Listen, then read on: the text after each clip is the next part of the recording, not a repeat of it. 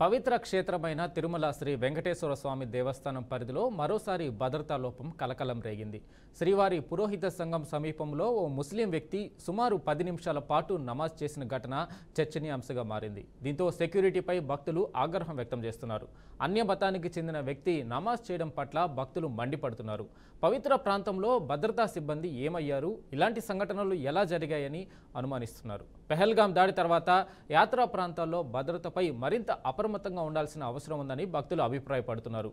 తిరుమల వంటి ఆలయాల్లో ఇలాంటి ఘటనలు మత సామరస్యాన్ని దెబ్బతీసే అవకాశం ఉందని తగిన చర్యలు తీసుకోవాలని భక్తులు డిమాండ్ చేస్తున్నారు.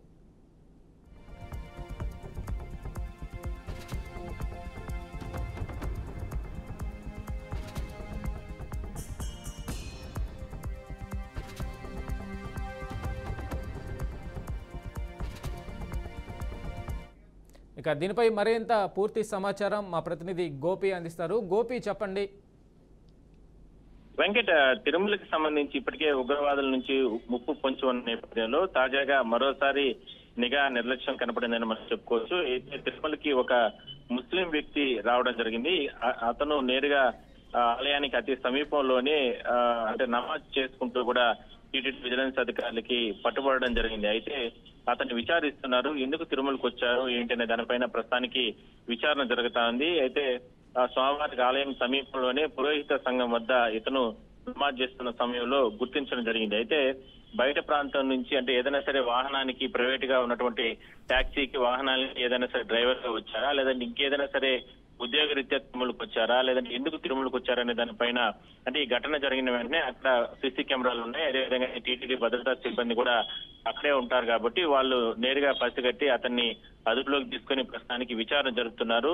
అయితే ఒక్కసారిగా అంటే తిరుమలలో గత కొద్ది రోజుల నుంచి కూడా, ఎందుకంటే చాలా రోజుల నుంచి కూడా అంటే ఇప్పటికే మాక్ డ్రిల్స్ నిర్వహించారు. కాశ్మీర్ లో జరిగినటువంటి ఉగ్రవాద దాడుల తర్వాత మాక్ డ్రిల్స్ నిర్వహించారు. ఏ ఒక్క అవాంఛనీయ ఘటనలు జరిగినా కూడా సరే వెంటనే అప్రమత్త విధంగా కూడా భద్రతా సిబ్బందిని అప్రమత్తం చేయడం జరిగింది. ఇలా అన్ని రకాల ప్రికాషన్స్ తీసుకుంటున్న సమయంలో ఇతను ముస్లిం కి సంబంధించిన వ్యక్తి డ్రైవరా, లేదంటే ఉద్యోగరీత్యా తిరుమలకు వచ్చారా, లేదంటే ఇంకేదైనా కారణాలతో తిరుమలకు వచ్చారా అనేది దానిపైన మాత్రం ప్రస్తుతానికి విచారణ జరుపుతున్నారు. అయితే నిజంగానే అలాంటి పరిస్థితి ఏదైనా ఉంటే అలిపిరిలోనే ఎందుకు అతన్ని గుర్తించలేకపోయారనే దానిపై కూడా కొన్ని నిర్లక్ష్యం అంటే ఇందులో టీటీడీ సిబ్బందిని అంటే విజిలెన్స్ సిబ్బంది నిర్లక్ష్యం ఉందంటూ కూడా ఆరోపణలు వస్తున్న నేపథ్యంలో అధికారులు దీనిపైన పూర్తి స్థాయిలో దర్యాప్తు చేస్తున్నారు. మొత్తం మీద అతను విచారణ చేసిన తర్వాత చర్యలు తీసుకునే అవకాశం అయితే ఉంది. వెంకట్, అయితే గోపీనాథ్, పోలీసుల విచారణలో ఆయన ఏం చెప్పారు? అతను ఎక్కడి నుంచి వచ్చారు, అలా చేయడానికి కారణాలు ఏమైనా బయట పెట్టాడా?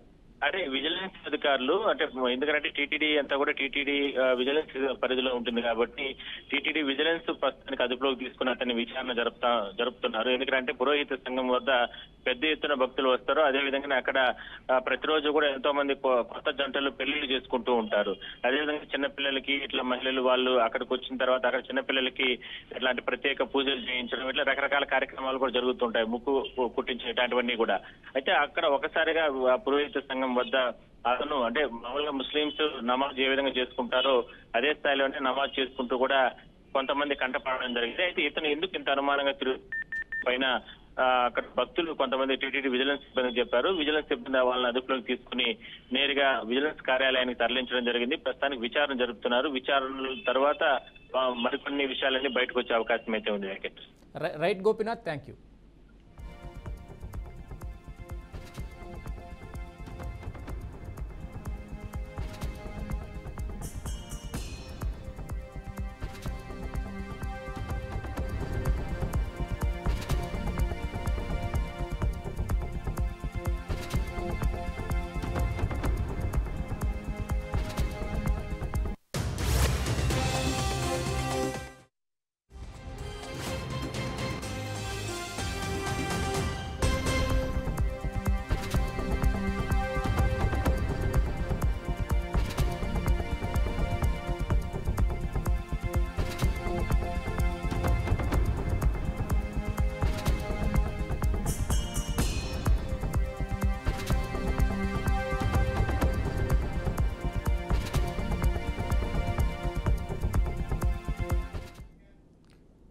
ఉమ్మడి కర్నూలు జిల్లా రుద్రవరంలో అవినీతి అధికారి ఏసీబీకి రెడ్ హ్యాండెడ్గా పట్టుబడ్డాడు. రైతు పొలంలో ట్రాన్స్ఫార్మర్ ఏర్పాటు చేసేందుకు ఏడీ రవికాంత్ చౌదరి, లైన్మెన్ ప్రతాప్ లంచం డిమాండ్ చేయడంతో బాధితుడు తమను ఆశ్రయించాడని అధికారులు తెలిపారు. రైతు ఫిర్యాదుతో పక్కా ప్లాన్ ప్రకారం రైతు వద్ద నుండి 30,000 రూపాయలు లంచం తీసుకుంటుండగా రెడ్ హ్యాండెడ్గా పట్టుకున్నట్లు అధికారులు చెప్పారు. వారిని అరెస్టు చేసి కోర్టులో హాజరుపరిచి రిమాండ్కు తరలించమన్నారు. కేసు దర్యాప్తులో భాగంగా ఏడీ రవికాంత్ చౌదరి భార్య హిమబిందు లాకర్ తనిఖీ చేయగా 2.825 కేజీల బంగారాన్ని గుర్తించామన్నారు. దాని విలువ 2.5 కోట్లు ఉంటుందని అధికారులు వెల్లడించారు. ఏడీపై కేసు నమోదు చేసి లోతుగా దర్యాప్తు చేస్తామని వెల్లడించారు.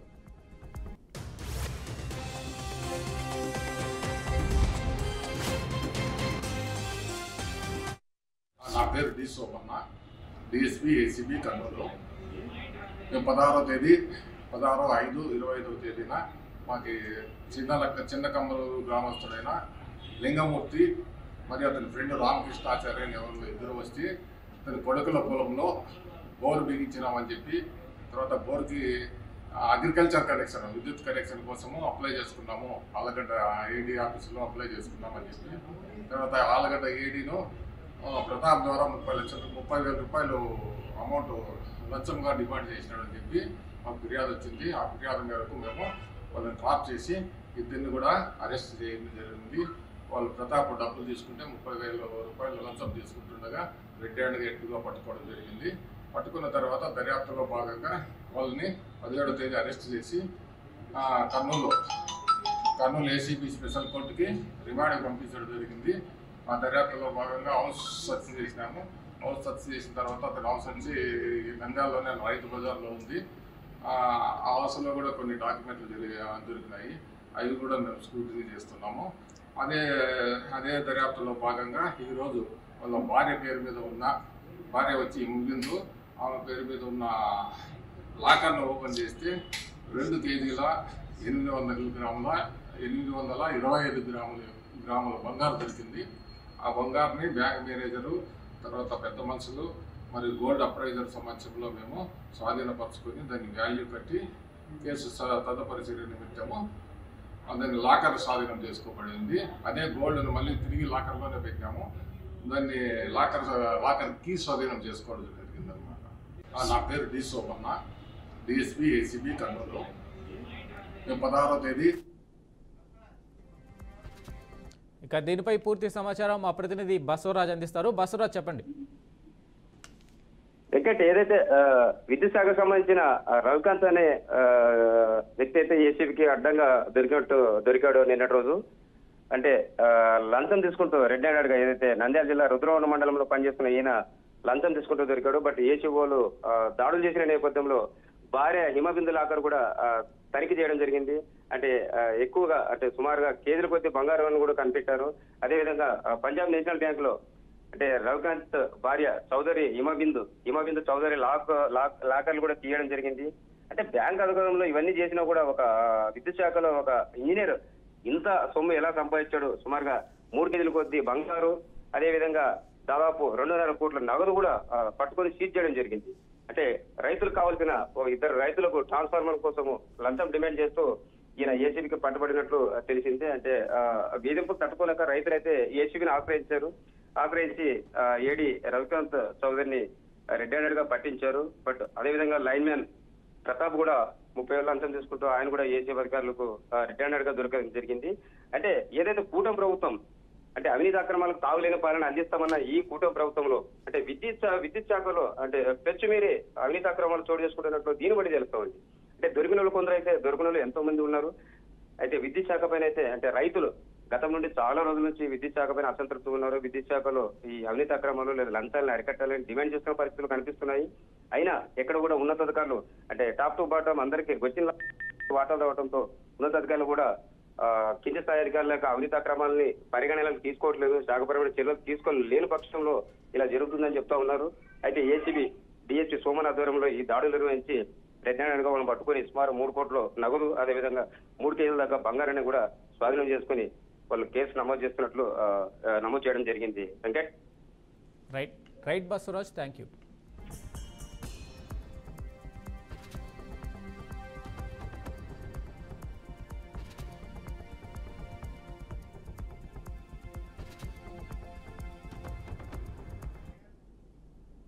గత అసెంబ్లీ ఎన్నికల సమయంలో కోడ్ ఉల్లంఘన కేసులో సీఎం రేవంత్ రెడ్డి నాంపల్లి మనోరంజన్ కోర్టుకు హాజరయ్యారు. ఎన్నికల కోడ్ బ్రేక్ చేశారని మెదక్, బేగం బజార్, నల్గొండ పోలీస్ స్టేషన్లలో రేవంత్ రెడ్డిపై కేసులు నమోదయ్యాయి. ఈ కేసు విచారణలో భాగంగా ఇవాళ కోర్టుకు హాజరైన రేవంత్ రెడ్డి తాను ఎలాంటి తప్పు చేయలేదని పోలీసులు చెబుతున్నది అవాస్తవాలని కోర్టుకు చెప్పారు. పీసీసీ చీఫ్గా ఉన్న సమయంలో ఈ తప్పుడు కేసులు నమోదు చేసినట్లు సీఎం తెలిపారు. రేవంత్ రెడ్డి వాంగ్మూలాన్ని నమోదు చేసుకున్న కోర్టు తదుపరి తీర్పును జూన్ 12న ప్రకటిస్తామని వెల్లడించారు. దీంతో ముఖ్యమంత్రి హోదాలో కోర్టుకు హాజరు కావడం రేవంత్ రెడ్డికి ఇది రెండోసారి.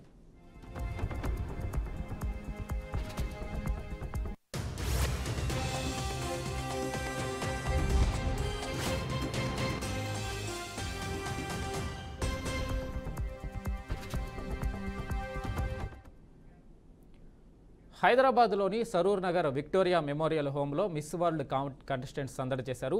Fortune Hospitality and Infra Lab ఆధ్వర్యంలో ఏర్పాటు చేసిన చారిటీ ఈవెంట్లో మిస్ వరల్డ్ ముద్దుగొమ్మలు పాల్గొన్నారు. ఈ కార్యక్రమంలో పాల్గొని వరల్డ్ లైబ్రరీ, కంప్యూటర్ ల్యాబ్, ఏవీ రూమ్ను ప్రారంభించారు. అనంతరం హోంలో చదువుకునే అనాథ పిల్లలతో ముచ్చటించారు.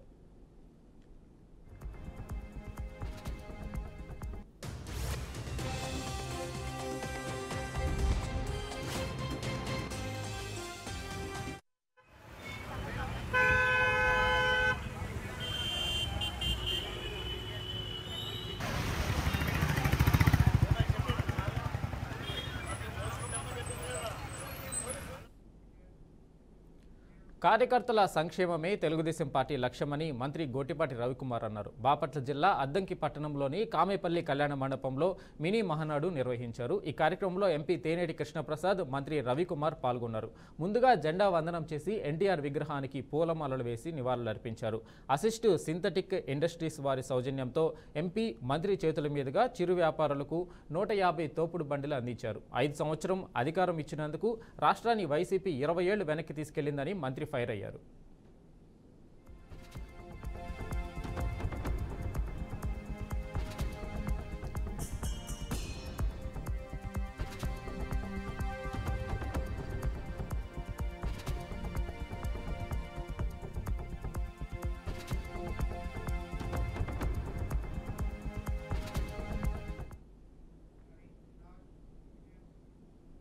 కర్నూలు జిల్లాలోని వెంకటనాయనపల్లె గ్రామంలో ఓ భూ వివాదం ఒకరి ప్రాణం బలి తీసుకుంది. ఈ ఘటన ఏడాది క్రితం నంద్యాల జిల్లా డోన్ నియోజకవర్గంలో చోటు చేసుకుంది. అయితే ఈ కేసును వాపసు తీసుకోవాలని నిందితులు బెదిరింపులకు పాల్పడుతున్నారని మృతుడు మాధవయ్య సోదరుడు సిఆర్పీఎఫ్ జవాన్ రామాంజనేయులు వాపోతున్నారు. నిందితులపై కఠిన చర్యలు తీసుకుని తమ కుటుంబానికి రక్షణ కల్పించాలంటున్న బాధిత కుటుంబ సభ్యులతో మా ప్రతినిధి బసవరాజు మరింత సమాచారం అందిస్తారు. భూ వివాదాలు కుటుంబాలని నాశనం చేస్తున్న పరిస్థితులు కనిపిస్తున్నాయి. ఏదైతే అంటే పొలాలు గట్ల విషయంలో గొడవలు జరిగి ప్రాణాలు పోతున్న పరిస్థితులు ఉన్నాయి. నంద్యాల జిల్లా డోన్ నియోజకవర్గంలో ఇలాంటి ఘటనే ఏడాది క్రితం చోటు చేసుకుంది. ప్రస్తుతం అయితే మనము ఏదైతే డోన్ నియోజకవర్గంలోని వెంకటనాయనపల్లెలో ఉన్నాము. అంటే వాళ్ళకి భయభ్రాంతులకు గురి చేస్తున్న పరిస్థితులు ఏంటి, ఎందుకు ఈ గొడవ జరిగింది, ఎందుకు వాళ్ళందరినీ ఈ గొడవలో ప్రాణాలు పోగొట్టుకోవాల్సి వచ్చింది తెలుసుకునే ప్రయత్నం చేద్దాం. చెప్పండి, సిఆర్పీఎఫ్ జవాన్గా పనిచేస్తున్నారు, మీరు దేశ సరిహద్దులు కాపాడుతారు, దేశంలో ప్రాణాలు కాపాడే పరిస్థితి మీది, అట్లాంటిది మీ ప్రాణాలకు ముప్పు వాటిల్లింది, ఏమంటారు, ఎందుకు ఇంత కక్ష అంటారు? సార్ నమస్కారం సార్. మా భూమి నా పేరు 4 ఎకరాలు ఉన్నది సార్. మాది 100 సంవత్సరాల కిందట మాకు భూమి ఉన్నది సార్. తర్వాత మా భూమి పక్కల కొండ అడవి ప్రాంతం ఉన్నది సార్. బోయ్ చెన్నై నాయుడు ఫ్యామిలీ వాళ్ళు మొత్తం వచ్చేసి ఆక్యుపై చేసుకున్నారు సార్. తర్వాత ఒరిజినల్ పట్టా ఉన్నటువంటి మాది, మొత్తం ఒరిజినల్ మాది సార్ ఇది. తర్వాత మా గట్టు సరిహద్దు ఉన్నటువంటి 5 మీటర్ల పొడవు, 40 మీటర్ల పొడవు ఉన్నటువంటి గట్టుని రాత్రి జేసీపీలు ట్రాక్టర్లు పెట్టి తీసేసినారు సార్. అది పోయి మేము పోలీస్ కంప్లైంట్ చెప్పినందుకు మా మీద పోలీస్ కంప్లైంట్ చెప్తారా అని మా అన్నని రాత్రి వచ్చి సాయంత్రం వచ్చి వేటకొడలతో నరికి చంపేసినారు సార్. ఒకటి ఇక్కడ ఈ ఘటన జరిగి సంవత్సరం అయింది. సంవత్సరం క్రితం ఘటన జరిగింది. సరే, వాళ్ళు రిమాండ్కి వెళ్ళారు, మీ అన్నని మీరు పోగొట్టుకున్నారు. అయినా ఏడాది అయినా కూడా ఇప్పటికీ మీకు భయభ్రాంతులు, అంటే బెదిరిస్తాం, అన్న కొడుకులను కూడా చంపుతామంటున్నారు. అంటే ఇది ఎట్లా, ఎందుకు అంటున్నారు, ఎందుకు ఇంత మీ పైన కసి కట్టారు? మా మీద కసి సార్, వాళ్ళకి ఏం లేదు సార్, వాళ్ళ మీద కేసులు పెట్టకూడదు, ఏం పెట్టకూడదు, ఎన్నకి వాపసు తీసుకోవాలి. మిలిటరీలో ఉన్నాడు వాడొక్కడు, వీళ్ళ మీద కేసు పెడతాడా, ఏం చేసుకుంటారో చేసుకుని వాడిని కూడా చంపేస్తామని మా నాన్న మందిర్ దగ్గరికి వెంటే సాయంత్రం పూట 4 తెలియని వ్యక్తులు వచ్చి చెప్పిపోయినారు. తర్వాత మాకు చెప్పింటే అక్కడికి వెళ్ళి చూస్తే ఎవరు లేరు. తర్వాత వాళ్ళు రాత్రి 10-11 గంటలప్పుడు వచ్చి ఈ వీరాంజనేయులు తర్వాత వేరే వాళ్ళు వచ్చి రాత్రి 11 గంటలప్పుడు వేటగాళ్ళు వాళ్ళు తాగి పిల్లల్ని చంపేస్తాము, వాళ్ళ ఆడలను ఎత్తుకొని పోతాం, ఏమైనా చేస్తాము, కేసు ఎన్నికి తీసుకోవాలా అని చెప్పినారు. అదే మేము జరిగిన సంఘటన బట్టి ఎస్ఐ సార్కి కంప్లైంట్ ఇవ్వడం జరిగింది. వాళ్ళని ఒక వారం రోజుల్లో తీసుకొని ఒక 2 ఏళ్ళు కొట్టి పంపించినారు. పంపించిన తర్వాత వాళ్ళని కేసు ఎఫ్ఐఆర్ చేయలేదు, వాళ్ళని సబ్ జైలుకి ఏం పంపించడం లేదు. మా పిల్లలకి ఎవరికి దిక్కు లేదు సార్. ఎట్లన్నా మమ్మల్ని రక్షించాలని మేము ఆంధ్రప్రదేశ్ చంద్రబాబు నాయుడు గారిని, మేము డిప్యూటీ సీఎం పవన్ కళ్యాణ్ సార్ని మేము చేతులెత్తి మొక్కుతున్నాము, మమ్మల్ని కాపాడండి సార్ అంటున్నాం సార్. అమ్మ, ఇద్దరు కొడుకుల్లో కొడుకును పోగొట్టుకున్నారు, ఇదంతా భూతగాదే. మరి ఇప్పుడు ఈ కొడుకును కూడా చంపుతామంటున్నారు, మేము మనవరాళ్ళు మన కొడుకులు కూడా చంపుతామంటున్నారు. అది ఎందుకమ్మా మీ ఫ్యామిలీ మీద ఇంత కుట్ర పడినారు? ఒక పల్లెలు కానీ గ్రామ పెద్దలు కానీ ఏం అనట్లేదా, ఏం చెప్పట్లేదా? చెప్పినారు, చెప్పి చూసినా కానీ చాలా విలేజ్లో మా బట్టి 200 మంది 300 మంది వచ్చి ఎమ్మెల్యే దగ్గర వినారు, వేడుకున్నారు. అయినా కూడా వాళ్ళు ఎవరి మాట వినరు. మా ఇష్టం వచ్చినట్టు మేము చేసుకుంటాము, మేము ఏం చెప్తే అది వినాలి విలేజ్లో అనే ఒక దౌర్జన్యంతో వాళ్ళు అట్లా చేస్తున్నారు సార్. అదేవిధంగా ఇక్కడ ఏదైతే ఇప్పుడు పెద్ద కుమారుడు చనిపోయిన పరిస్థితుల్లో వాళ్ళిద్దరు కుమారులు కూడా అంటే ఇట్లా చేతికొచ్చిన పిల్లలు కూడా అనాథలైనారు. అంటే వాళ్ళు మొరటుగా అంటే ఎవరి జోలికి పోకుండా పని చేసుకుని వాళ్ళకు వాళ్ళు సేద్యం చేసుకుంటూ బతికే ప్రజలు మరి ఇట్లాంటి కుటుంబాన్ని అంటే అకారణంగా లేదా దౌర్జన్యంగా ఇలా చేయడము, నాశనం చేయడము ఎంతవరకు అని అంటే ఇంటి చుట్టుపక్కల వాళ్ళు మహిళలు కూడా మాట్లాడుతున్న పరిస్థితి. అంటే వాళ్ళు కూడా చెప్తా ఉన్నారు ఇలాంటి పరిస్థితి ఉండరాదు, అంటే డబ్బున్నోడే ఉండాలా, దౌర్జన్యం చేసేవాడే ఉండాలా, లేకపోతే అంటే ఊరు పెద్దలకు కానీ పోలీసులకు కానీ న్యాయం పెట్టదా, ప్రభుత్వము పేదల గురించి పట్టించుకోదా, ఇలా బలవుతున్న పరిస్థితులన్నీ వాళ్ళు అడుగుతున్న పరిస్థితి కనిపిస్తుంది. వాళ్ళతో మాట్లాడే ప్రయత్నం చేద్దాం. అమ్మ చెప్పండి, ఆ రోజు జరిగిన ఘటనకి ఈ కుటుంబానికి ఇంత బాధ, ఇంత వేదన, శోకసంద్రం వచ్చింది, దీన్ని ఏమంటారు, ఎట్లా చూడాలంటారు? అదే సార్ తెలుసుకోవాలి వాళ్ళు. మా ఓడైతే ఎవరు సుఖం పోయేతోడు కాదు సార్, కొట్లాడేతోడు కాదు. పొట్టగాడు మంచి పొట్టగాడు, యాదో ఎల్లేసు మీద అట్లా బతేతోడు, సుఫల మీద వాళ్ళ న్యాయాన్ని పట్టుకొని అటోనికి మరి దొంగ ఆ సాటను వచ్చి చంపితే ఒక న్యాయమా సారు? న్యాయం అయితే చేయండి, న్యాయం లేదంటే పెట్టేసేయండి. వాళ్ళని కూడా చంపేయమను, ఏమొద్దు మాకు. ఇంకా వాళ్ళ పరిస్థితి అన్న చూడాలి కదా సారు. ముసలిళ్ళకి ఎవరు పెట్టాలా చెప్పండి సార్. మీరు పీని వెళ్ళిపోతుంటే ఆట కూడా రాని పరిస్థితి చేసినారు. 1-2 గంటలు కూడా ఇడే చచ్చిపోతాడే. ఎవరు పట్టించుకుంటారు? ఏది అలాగానే నెలలో చంపితే ఎవరు సారు? చంపుతామని ఏదో వచ్చి చంపవలసిండే. ఒక్క మాటనే చర్యచ్చు కదా, ఒక ఇద్దరు పట్టుకొని పోతుంటే సార్ చంపితే అది ఎక్కడ న్యాయము? భూ వివాదంలో ఏదైతే పొలం గట్టు విషయంలో అంటే చెప్పుకోదగ్గ అంశం ఏం లేకపోయినా కూడా చిన్న తగాద వలన అంటే ప్రాణాలు తీసేసే పరిస్థితి వస్తుందా? అంటే అంత దుర్మార్గం, అంత రాక్షసత్వం ఎందుకు వచ్చింది? ఇది ఎవరికి అంతుపట్టని విషయం. అంటే తరతరాలుగా ఆస్తి తగాదాలు ఉన్నాయి, లేదా అమ్మాయి తగాదాలు ఉన్నాయంటే నరుకోవడం మనము జనరల్గా చూసి ఉంటాం. బట్ ఇక్కడ అలాంటి తగాది ఏమి లేదు. కేవలం అంటే అక్కడ ఏదైతే పొలం గట్టు వివాదంలో వచ్చింది, లేదా ఆ పొలాన్ని వీలుకున్న ఒక 4 ఎకరాలు దౌర్జన్యంగా ఆక్రమించుకుంటే వాళ్ళకి కలిసి వస్తుందని ఒక దుర్బుద్ధో, అంటే ఇట్లా ప్రాణాల మీద అంటే ఒకేసారి ప్రాణాలు తీసే పరిస్థితి ఇక్కడ చోటు చేసుకోవడము వెంకటనాయనపల్లిలో వాళ్ళ కుటుంబానికి రక్షణ కల్పించాలని కోరుకుంటున్న పరిస్థితి. కెమెరా పర్సన్ బావితో బసవరాజ్, బీఆర్కే న్యూస్, డోన్ నుంచి.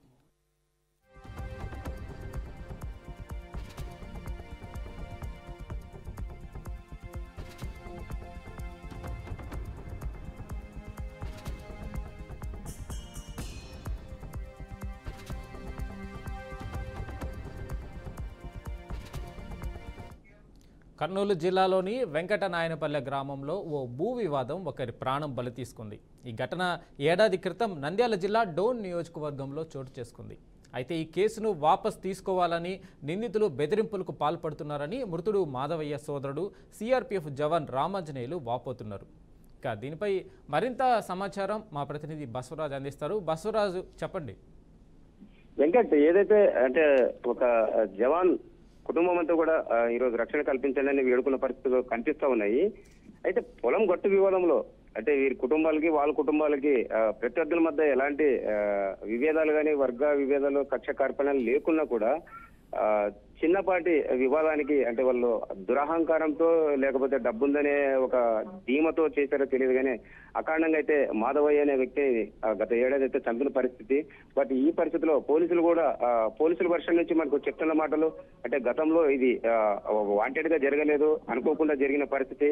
అయితే ఈ రోజు ముద్దాయిలంతా కూడా మేము అంటే రిమాండ్ చేశాము, వాళ్ళైతే గ్రామ ప్రవేశికరణ చేశాము, గ్రామంలోకి రాకుండా చూసుకుంటున్నాము అంటే ఈ కుటుంబానికి ఎలాంటి ఇబ్బంది లేకుండా బాధిత కుటుంబానికి అన్ని రకాలుగా పోలీసుల నుంచి మేము భరోసా లేదా అండగా ఉంటున్న పరిస్థితి కనిపిస్తా ఉంది.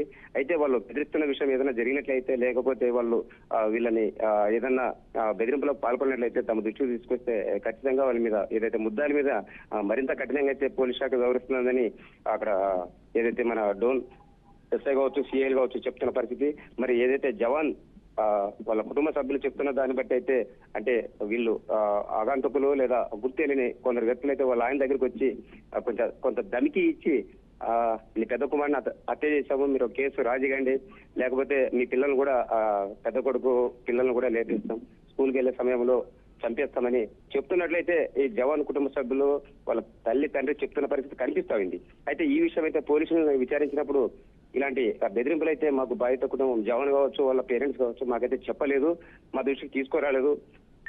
అలాంటి జరిగినట్లయితే ఖచ్చితంగా పోలీస్ శాఖ ఉక్కు పదం మోపుతామని చెప్తున్న పరిస్థితి కనిపిస్తా ఉంది. Venkat, right, thank you Basavaraj.